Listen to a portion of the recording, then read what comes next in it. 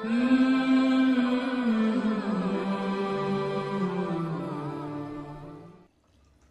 علیکم ورحمۃ اللہ وبرکاتہ شیخ۔ وعلیکم السلام ورحمۃ اللہ وبرکاتہ۔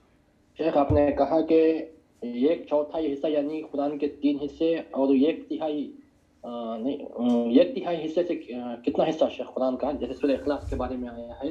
ہاں ہاں، غلط فہمی کیا ہوتی ہے، غلط فہمی ہو جاتی ہے سورہ اخلاص اور سورہ الکافرون میں۔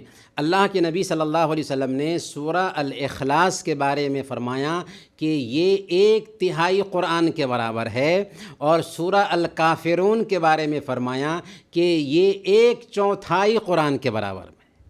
سمجھ میں آیا؟ سورہ الکافرون کے بارے میں اللہ کے نبی صلی اللہ علیہ وسلم نے فرمایا کہ یہ 1/4 قرآن کے برابر ہے، اور سورہ الاخلاص کے بارے میں 1/3 قرآن کے برابر ہے۔ دونوں صورتوں کی الگ الگ فضیلت ہے۔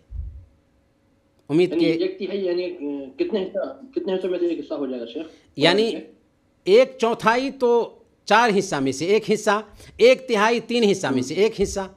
تو سورہ الاخلاص گویا کہ 3 مرتبہ پڑھیں تو آپ کو گویا کہ 1 مرتبہ قرآن ختم کرنے کا ثواب ملا۔ اگر سورہ الکافرون 4 مرتبہ پڑھیں تو گویا کہ اللہ کے نبی صلی اللہ علیہ وسلم کے قول کے مطابق اللہ تعالیٰ اپنی طرف سے آپ کو ثواب دے گا 1 مرتبہ قرآن ختم کرنے کا۔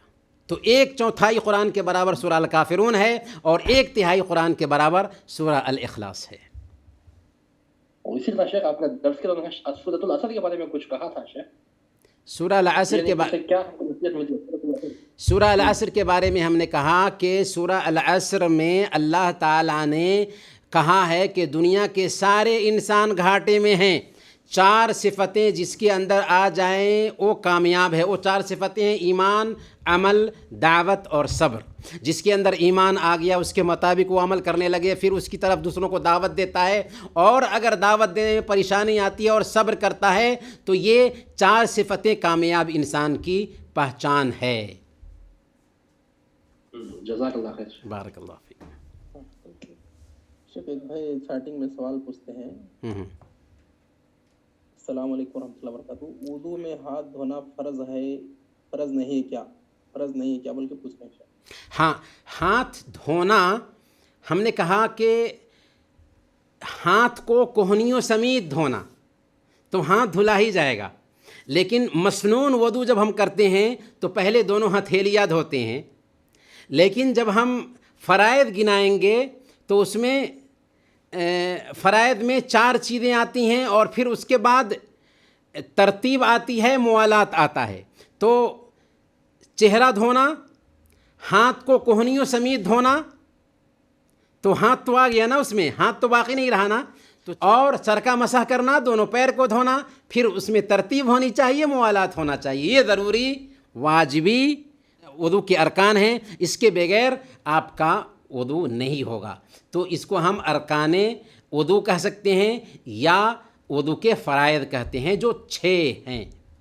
جی السلام علیکم ورحمۃ اللہ وبرکاتہ۔ وعلیکم السلام ورحمۃ اللہ۔ شیخ آپ نے کہے ہیں تھوڑی دیر پہلے جو ماں باپ کے لیے ہے ان کے حق میں دعا کرنا کر کے، جب ابو انتقال ہو گئے، جب ماں دنیا کے اندر ہے، کہ ان دونوں کو ایک ہی ساتھ میں ملا کے دعا کرنا ہے یا ابو کو غیر غیر کرنا ہے؟ اس میں یہ جو ماں باپ کے ساتھ حسن سلوک کرنا کر کے تم ایک حدیث بھی پتہ ہے شیخ، میرے کو تو ایک حدیث یاد ہے بخاری کی، یہ حدیث سامنے رکھے جو انہوں کرے سو غلطیوں کو معاف کرنا دینا چاہیے، یا اس کے بدلے میں کیا کرنا چاہیے شیخ؟ وہ حدیث ہے اللہ کے رسول صلی اللہ علیہ وسلم، جب اپنی ماں یہودی بھی ہو یا غیر ذات کی بھی ہو، جب لڑکا یا اس کا شوہر مسلم ہے، اس کو معاف کرنا دینا کر رہے ہیں، اس سے کیسا سالو کرنا چاہیے شیخ؟ جی، ہم جب اپنے والدین کے لیے دعا کریں تو دعا میں جیسا کہ اس میں خود بتایا گیا ہے، رب ارحمہما کما ربیانی صغیرا، تو اس میں اگرچہ زندہ ہیں ہم دعا کر سکتے ہیں۔ ہمارے والد وفات پا گئے ہیں، والدہ وفات پا گئی ہیں، ایک زندہ ہیں، ایک وفات پا گئے ہیں، دونوں کے لیے ہم اس میں دعا کریں گے، دونوں کو اس دعا میں ثواب ملے گا، دونوں کو اجر ملے گا۔ اور اگر ہمارے ماں باپ کچھ کہتے ہیں، برا بھلا کہتے ہیں، تو ہمیں اس کا ایکشن نہیں لینا ہے، ٹینشن میں نہیں آنا ہے، یہاں تک کہ اللہ فرماتا ہے کہ اگر تمہارے ماں باپ تم کو کفر پر آمادہ کریں تو ایسی حالت میں ان کی بات نہیں مان سکتے، وَصَاحِبْهُمَا فِي الدُّنْيَا مَعْرُوفًا، لیکن دنیا میں ان کے ساتھ اچھا معاملہ کرنا ہے۔ کفر پر آمادہ کرتے ہیں تو ان کی بات نہیں ماننا ہے، لیکن ایسے ماں باپ کے ساتھ بھی اچھا برتاؤ ہونا چاہیے۔ شیخ یہ کتاب تیلگو اور ہندی زبان میں ہے کیا شیخ؟ بھائیان اسٹارٹنگ میں پوچھ رہے ہیں۔ ہاں، یہ کتاب ہندی زبان میں، اردو زبان میں نے اس کا ترجمہ کیا ہے، اگر آپ چاہیں تو ہم انشاءاللہ واٹس ایپ پہ بھیج دیں گے۔ اردو زبان میں اس کا ترجمہ میں نے کیا ہوا ہے، ابھی PDF کی شکل میں ہے، ہندی زبان میں بھی اس کا ترجمہ میرے پاس ہے، ہم بھیج دیں گے انشاءاللہ۔ جی PDF ڈال دیجیے۔ السلام علیکم ورحمۃ اللہ وبرکاتہ۔ وعلیکم السلام ورحمۃ اللہ۔ سو اس میں سے تو کہا جزاکم اللہ خیر و احسن الجزاء۔ بارک اللہ بہت ہی اہم باتیں بتائیں شیخ، سوال اور جواب۔ شیخ میرا سوال ذرا ٹاپک سے ہٹ کے ہے، دے سکتے تو دیں ورنہ کوئی بات نہیں۔ شادی کے 6 مہینے بعد اگر بچہ پیدا ہوتا ہے تو کیا اس کو جائز سمجھنا چاہیے یا ناجائز؟ اس کی دلیل کیا ہے؟ اور جو کتاب تمہیں ابھی ذکر کی تھی وہ کتاب کا نام کیا ہے شیخ؟ یہ کتاب ہے اسئلۃ و اجوبۃ للصغار ولا یستغنی عنہا الکبار، شیخ سالم بن سعد الطویل حفظہ اللہ، جو کویت کے ہی بہت بڑے شیخ ہیں، ان کی یہ کتاب ہے۔ چند سوالات اور جوابات چھوٹوں کے لیے جن سے بڑے بے نیاز نہیں ہو سکتے۔ آپ کا سوال ہے کہ شادی کے 6 مہینے کے بعد اگر بچہ پیدا ہوتا ہے تو کیا اسی کا بچہ ہوگا؟ دیکھیں، کبھی کبھار قرائن ہوتے ہیں، قرائن کی بنیاد پر اگر پتہ چل جاتا ہے تو ظاہر سی بات ہے کہ فیصلہ کیا جا سکتا ہے قرائن کو دیکھ کر کے یا چیک اپ وغیرہ کے ذریعہ، لیکن شرعی جو حکم ہے وہ یہ ہے کہ 6 مہینے کے بعد اگر ہمارے گھر میں بچے کی ولادت ہوتی ہے تو وہ بچہ ہمارا ہی سمجھا جائے گا۔ اللہ تعالیٰ نے قرآن کریم میں ایک جگہ پر بیان فرمایا، وَحَمْلُهُ وَفِصَالُهُ 30 شہرا، حمل اور دودھ چھڑانے کی مدت 30 مہینے ہے۔ 2 سال دودھ پیے گا بچہ، اس کے بعد جو 6 مہینہ بچتے ہیں وہ حمل کے ہیں، تو 2 سال اور 6 مہینہ 30 مہینے بن جاتے ہیں۔ گویا کہ اس آیت سے ہی پتہ چل جاتا ہے کہ 6 مہینے میں اگر ہمارے گھر میں ولادت ہوتی ہے تو شرعی اعتبار سے وہ ہمارا بچہ سمجھا جائے گا۔ لیکن اگر ہم جان رہے ہیں، دیکھ رہے ہیں کہ عورت کی حرکت غلط ہے یا اس کے تعلقات دوسروں سے تھے تو بات وہاں پر الگ ہو جائے گی نا۔ تو ایک انسان فیصلہ کرے گا حالات کو دیکھ کر کے، لیکن ایک عورت باعصمت عورت ہے، اپنی عزت کی حفاظت کرنے والی عورت ہے، اور ہم اس سے بچے کی ولادت ہو رہی 6 مہینے میں، حقیقت یہ ہے کہ وہ اس گھر کا ہی بچہ سمجھا جائے گا اور 6 مہینے میں بچے کی پیدائش ہو سکتی ہے۔ السلام علیکم ورحمۃ اللہ وبرکاتہ۔ وعلیکم السلام ورحمۃ اللہ وبرکاتہ۔ شیخ اب نماز کے فرائض میں کپڑوں کو بھی پاکیزگی کے بارے میں بتائیں شیخ۔ یہ پاکیزگی مطلب ہے جو مزدور کام کرتے ہیں وہ پاکیزگی ہے یا دوسری بھی پاکیزگی ہے شیخ؟ نہیں، پاک کا مطلب گندگی سے پاک ہونا ہے۔ ایک مزدور اگر کام کرتا ہے اور کپڑے میں مٹی لگ گئی ہے تو مٹی لگنا یہ ناپاک ہونا نہیں ہے کپڑے کا، لیکن اگر کپڑا ناپاک ہے تو ظاہر سی بات ہے کہ اس کپڑے کو دھل کر کے ہی نماز پڑھنا ہوگا۔ تو جگہ پاک ہونی چاہیے، بدن پاک ہونا چاہیے اور کپڑا بھی پاک ہونا چاہیے۔ 3 چیزوں کی پاکی ضروری ہوتی ہے۔ السلام علیکم ورحمۃ اللہ وبرکاتہ۔ وعلیکم السلام ورحمۃ اللہ وبرکاتہ۔ خیریت کیا شیخ؟ الحمدللہ، اللہ سلامت رکھے آپ سب کو۔ انشاءاللہ میرا ایک سوال ہے شیخ، کیا زکوٰۃ کے پیسے رشتہ داروں میں دے سکتے ہیں کیا شیخ؟ بھان بھائی ماں باپ الگ ہے تو دے سکتے ہیں کیا شیخ؟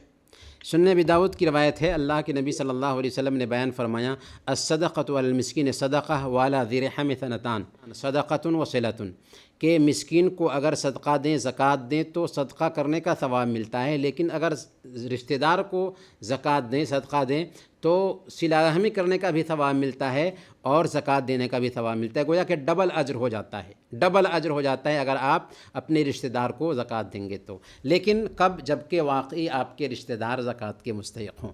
اگر آپ کے رشتہ دار زکوٰۃ کے مستحق ہیں اور آپ ایسی حالت میں دور کے کسی غریب کو دیتے ہیں تو آپ کی ترجیح نہیں رہی، بہتر یہ ہے کہ آپ اپنے رشتہ دار کو زکوٰۃ کے پیسے دیں، کیونکہ اگر آپ رشتہ دار کو زکوٰۃ کے پیسے دیں گے تو اس میں دوہرا اجر ملے گا۔ اب یہ ہے کہ جن لوگوں کی آپ کفالت کر رہے ہیں، جو آپ کی کفالت میں ہیں، ان کو زکوٰۃ کے پیسے نہیں دیں گے، لیکن جو آپ کی کفالت میں نہیں، جیسے بہن ہے شادی شدہ ہے، بھائی ہیں شادی شدہ ہیں، تو بہن کو زکوٰۃ کے پیسے دے سکتے ہیں، بھائی کو زکوٰۃ کے پیسے دے سکتے ہیں۔ السلام علیکم ورحمۃ اللہ وبرکاتہ۔ وعلیکم السلام ورحمۃ اللہ وبرکاتہ۔ شیخ، اونٹ کا گوشت جو کھانے سے وضو ٹوٹ جاتا ہے، بولتا وجہ کیا شیخ؟ جی ہاں، وضو کے حوالے سے صحیح مسلم کی یہ حدیث ہے، اللہ کے نبی صلی اللہ علیہ وسلم نے بس اتنا کہا، توضأ من لحوم الابل، اونٹ کا گوشت کھانے سے وضو کرو۔ ایک مسلمان اللہ اور اس کے رسول کے حکم کے سامنے سر ٹیک دینے والا ہوتا ہے۔ دیکھیں، یہ سوال جو ہے نا، اس کے فلسفہ کی طرف میں نہیں جاؤں گا، لیکن یہ جو سوال آیا نا، وجہ کیا ہے اس کی طرف میں دھیان دلانا چاہتا ہوں۔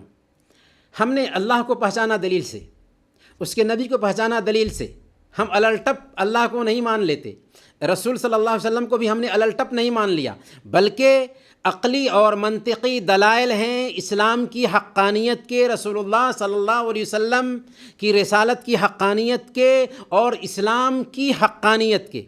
اسلام ہی سچا دین ہے، رسول اللہ ہی سچے نبی ہیں، اللہ ہی سچا رب ہے۔